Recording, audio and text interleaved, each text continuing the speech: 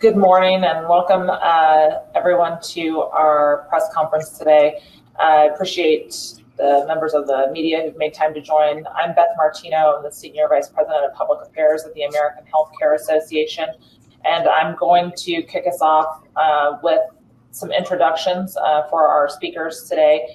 And then once our speakers have concluded, we will have some time at the end, obviously, for questions and answers. I will moderate those and we'll have some instructions prior to the Q&A. So our speakers today are Mark Parkinson, President and CEO of the American Healthcare Association and National Center for Assisted Living. We also have with us today Phil Fogg, President and CEO of Marquis Companies based in Milwaukee, Oregon, with 20 plus facilities in California, Nevada, and Oregon. And we have Len Russ, operator and administrator of Bayberry Care Center in New Rochelle, New York. We'll be kicking off this morning with some introductory remarks from Mark Parkinson. And with that, I'll turn it over to you, Mark.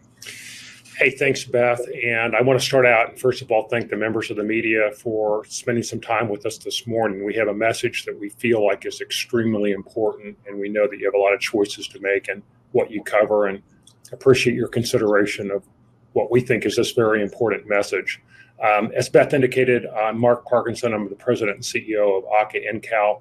We represent most of the skilled nursing facilities in the United States. We represent over 4,000 assisted living buildings as well. And we're here today to talk about the incredible challenge that we have with workforce and how two provisions in the Build Back Better Act make that challenge even worse. So let me start out by saying that 2020 created an unprecedented clinical challenge in our buildings.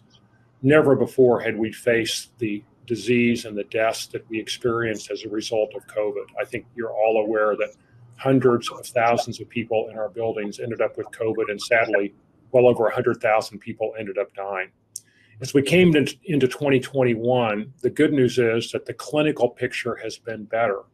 While there have been cases of COVID in our buildings, the number of cases has dropped dramatically. And fortunately, the number of deaths has dropped dramatically as well. In fact, when you look at how nursing homes have performed relative to COVID in the general population, we've done exceptionally well.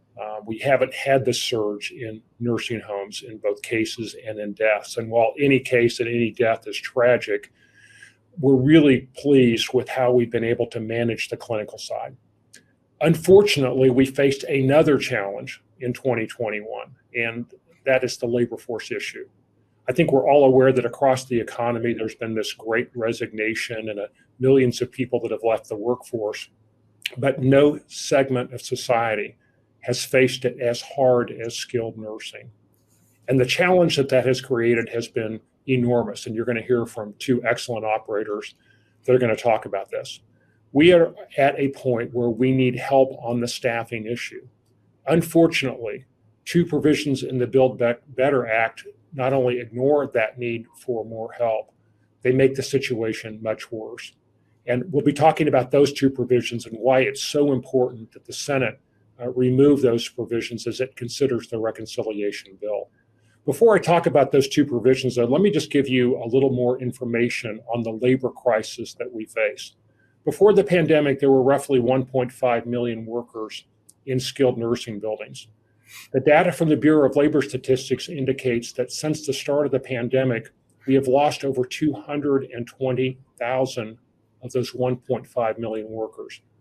14% of our workforce is now gone. Now, you might say, well, everybody has suffered those same losses. Well, actually, that's not true.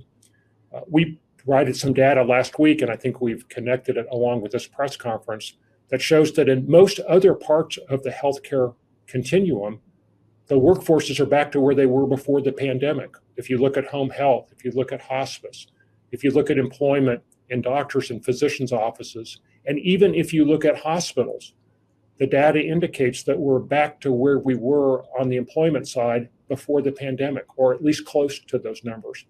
Unfortunately, we're nowhere near that level with skilled nursing facilities, with, again, over 220,000 of our workers have left us and have not been replaced. And that's created enormous problems. Some facilities have had to close entire wings. There have been a couple of isolated cases where some entire facilities have had to close, but most facilities has had to close new admissions because we just don't have the workers to take care of the residents. We need help, and we're coming up with creative solutions, and hopefully we will be able to overcome this.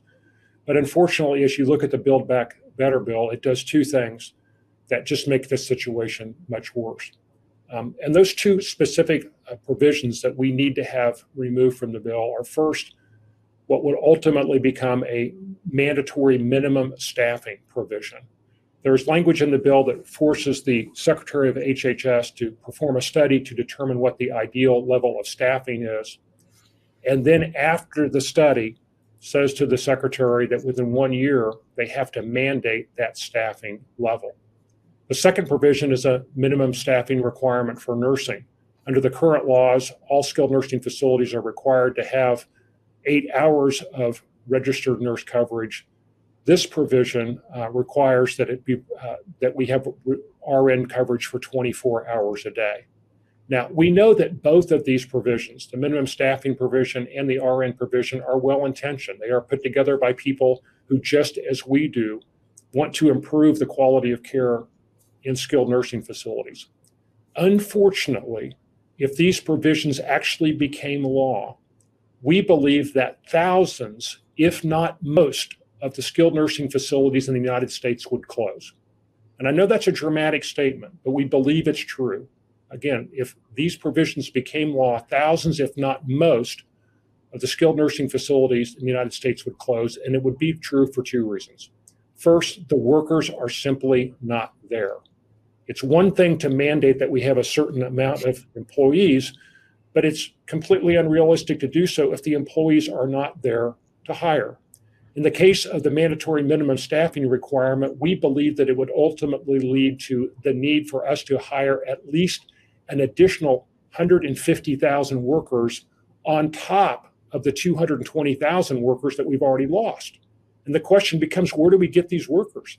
They're just not out there. And so if there is a mandate that you either have this level of staffing or you cannot operate, again, thousands, if not most of the buildings in the country would not be able to operate. The second flaw is that with the minimum staffing is that there is no funding for it. Again, it's nice and sounds, terrific to say, let's have these mandatory minimum staffing levels, but there are no Medicaid funds or Medicare funds or any other funding in the Build Back Better bill to pay for this. We estimate that this would cost in excess of $10 billion a year to an industry that's already flat on its back, to an industry where buildings are already closing because of COVID. And again, the question becomes, how in the heck can we expect providers to be able to comply with this if the money isn't there? The same flaws apply with the 24-hour RN coverage. Now, we support 24-hour RN coverage as long as it's paid for. But again, there's no language in the bill that pays for this, and we believe that the cost of this would be in excess of $2 billion a year. And on top of that, we face the same problem that we face with minimum staffing. The nurses are simply not out there. A mandatory 24-hour RN coverage provision would result in the need of at least 21,000 additional nurses a year. They're not out there. We have less nurses than we need right now. So again, while these two provisions sound great, and again, we believe they're well-intentioned by people who want to improve care, they're just not realistic in the real world.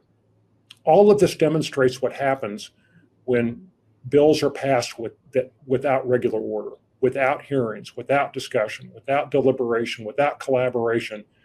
You end up with things that sound good, but in fact have unintended consequence. And the consequence here is that the skilled nursing sector simply would not be allowed to continue. In order to provide some more sort of understanding of what's actually happening in the real world with respect to employment, we have one of our former national chairs and our current national chair, Phil Fogg from Oregon. And Phil, I'll turn it over to you to talk about what you're seeing in your buildings. Thank you, Mark, and thank you to all of you guys for being with us today. Just for some perspective, I'm a fourth-generation nursing home administrator.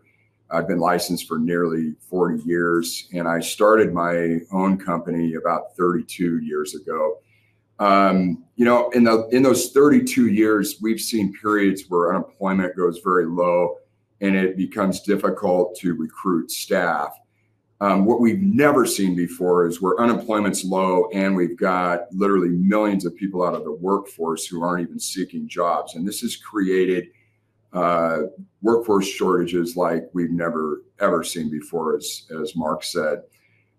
So it was probably late December or January that we first started seeing the hospitals recruiting large amounts of our staff. So we'd spent a year battling COVID-19, and the hospitals, frankly, had been in November and December in the heat of the battle, and they had burned out a lot of staff and lost a lot of staff, and that created open positions. And they went into our workforce pool, our nursing pool, to recruit our staff people.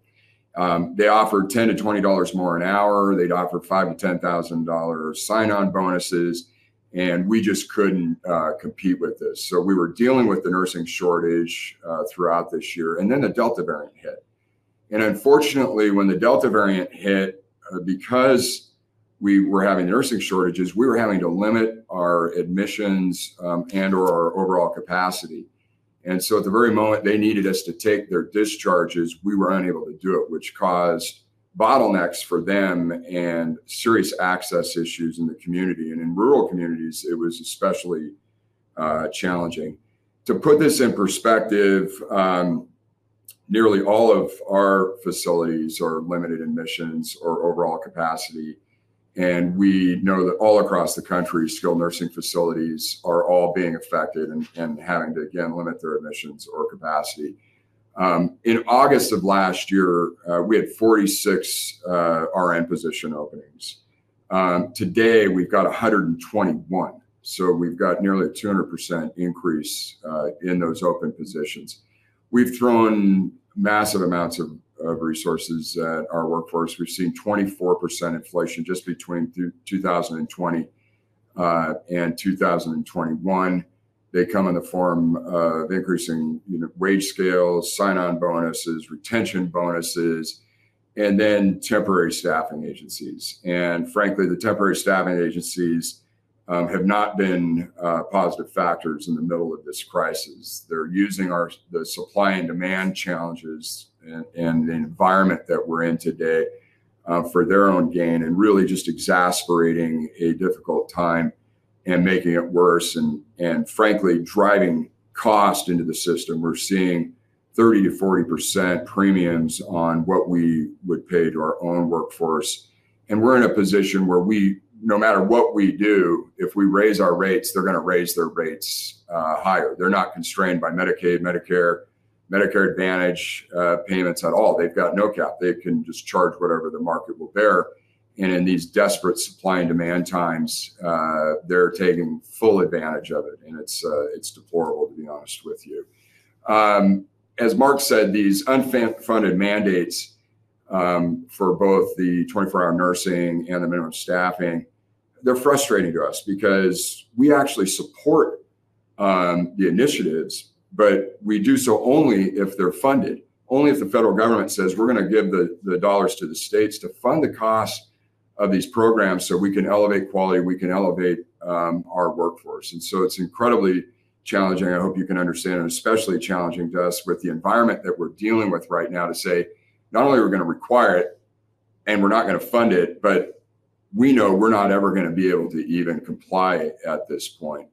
And I think we really wanted to come to you guys today to really highlight the issues that we're having, and to say what we need from the White House and what we need from the Hill is for them to get engaged in reality, understand the situation, and get engaged in solutions. We need to figure out ways to get the workforce back as quickly as possible. And we need to think about immediate solutions like increasing the immigration. And in the long term, we're going to have to really focus on how do we increase the supply in our colleges and community colleges to be able to increase the nursing supply so that the healthcare system is going to be able to continue to thrive in the future. So I again really thank you for your time, and I'm going to hand it off to Len Russ to kind of give an East Coast New York perspective. Well, thank you, Phil. And this is Len. I am an independent owner here in New York. As you know, New York was obviously one of the first and probably hardest hit states with COVID. But I will tell you that the staffing crisis that we're enduring preceded COVID, and COVID actually only magnified the problem as we lost, as was said by Phil as well as Mark, a tremendous number of caregivers, not because they refused to work, they were just scared, and many just simply dropped out of the workforce. So it exacerbated a problem that was already germinating. As Phil said, you know, we really do endorse the concept of having a highest level of staffing that's feasible, as well as even 24 hours of RN coverage. Before the pandemic, we usually had that. But since the pandemic, it has been virtually impossible to adhere to those ratios, even if we wanted to actually implement them beyond what we were mandated to do. I will tell you that and I'm talking now from the front lines because as an independent owner, you know, I'm directly involved in some of these hands-on challenges. And I have staff that spend 24 hours, 7 days a week, just trying to fill shifts, just trying to get caregivers to work additional overtime, to take double time, sometimes triple time pay, to recruit from agencies, which in some respects were paying frontline caregivers as much as we were paying RNs, registered nurses.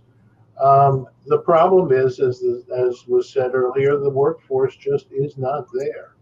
And to mandate this at this time would be a colossal fiasco, and we think would also have very, very negative unintended consequences. It's not just that facilities will not be able to comply because the workforce is simply not there.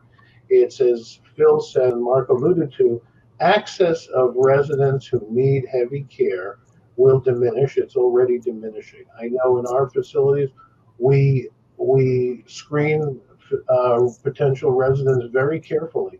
And if we see that they require a lot of hands-on frontline care, if they come in with heavy treatments, or complicated behavioral issues, or on additional kinds of life support type mechanical devices, we just can't handle it without a confidence that we can staff consistently at the level that we think is necessary to deliver that level of care.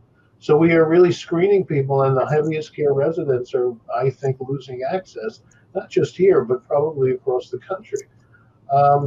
We have given out raises 4 times in the past year.